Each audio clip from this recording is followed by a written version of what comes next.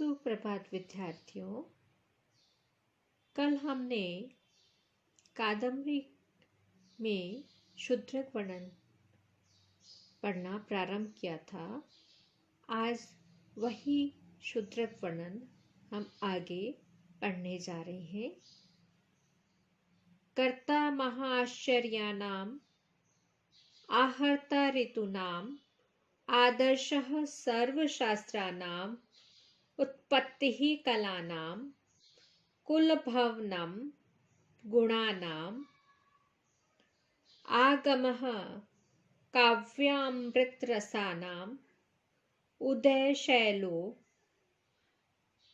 मित्रमण्डलस्य उत्पातके तुर्हितजनस्य प्रवर्तितः गोष्ठीबन्धानाम् आश्रयो रसिकानां प्रत्यादेशो धनुष्मतां धैर्यः साहसिकानाम् अग्रणी विदग्धानां वैन्तेय इव विनीतानन्दजनकः वैन्य इव चापकोटि समुत्सारितसकला रातिकुलाचलो राजा शूद्रको नामः।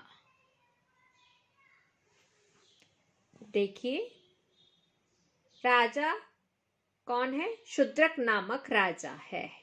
वह शूद्रक नामक राजा के क्या क्या विशेषण है? कर्ता महाआश्चर्याणाम्, आश्चर्यजनक कार्यों को करने वाला, आश्चर्यजनक कार्यों का जो कि करता है। आहर्ता ऋतूनाम, ऋतुनाम अर्थात यज्ञों का आहर्ता है, अनुष्ठान करने वाला है। आदर्शः सर्वशास्त्राणाम, सभी शास्त्रों का वह जैसे दर्पण है, जैसे दर्पण में सभी पदार्थ स्पष्ट दिखाई पड़ते हैं, उसी प्रकार राजा शूद्रक में सभी शास्त्रों की छाया प्रतिभासित होती थी। ऐसा शूद्रक नामक राजा था। उत्पत्ति कलानाम, जो कि कलाओं का उत्पत्ति स्थल था। 64 कलाएं, नृत्य गीत आदि जो 64 कलाओं का वह उत्पत्ति स्थान था। कुल भावनाम गुणानाम, गुणों का, दया दाक्षिण्य परोपकार आदि गुणों का वह कुल परंपरागत आश्रय स्थल था। भवन अर्थात आश्रय स्थान था। आगमः काव्य अमृत रसानाम, काव्य, दृश्य और श्रव्य आदि काव्यों के अमृत तुल्य श्रृंगार आदि रसों का आगमः यानी उद्गम स्थान था।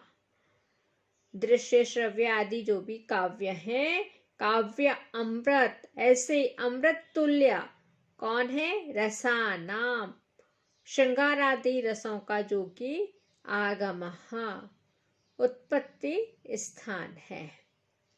उदय शैलो मित्र मंडलस्य, अपने मित्र समूह का जो उन्नत स्थान था।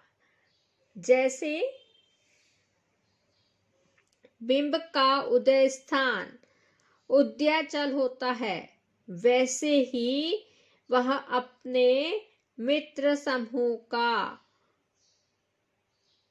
उन्नत स्थान था।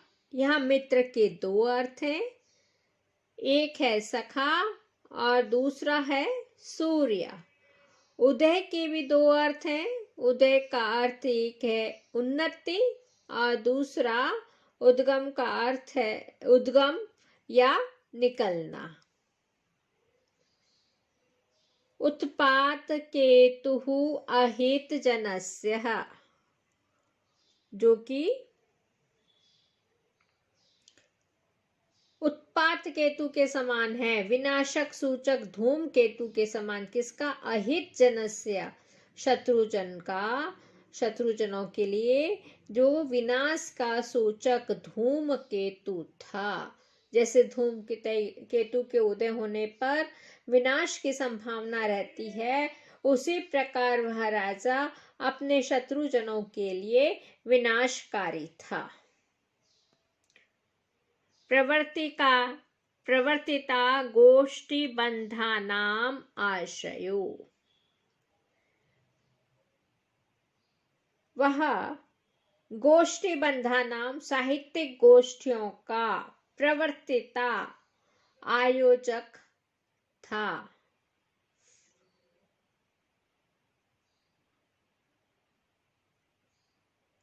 आशयो रसिका नाम,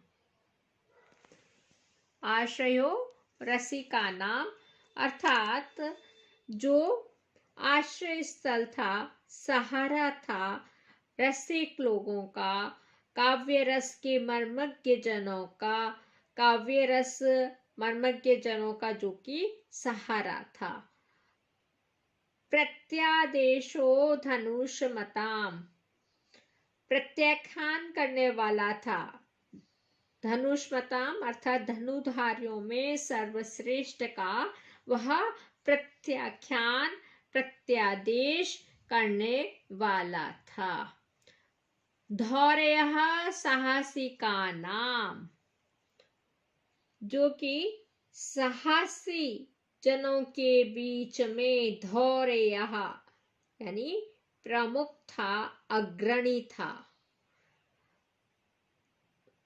अग्रणी विदग्धा नाम, सहृदय विदग्ध लोग जो हैं, सहृदय विद्वानों के बीच में वह अग्रणी था, प्रमुख था।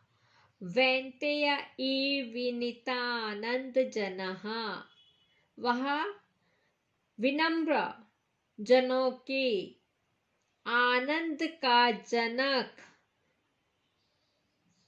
था।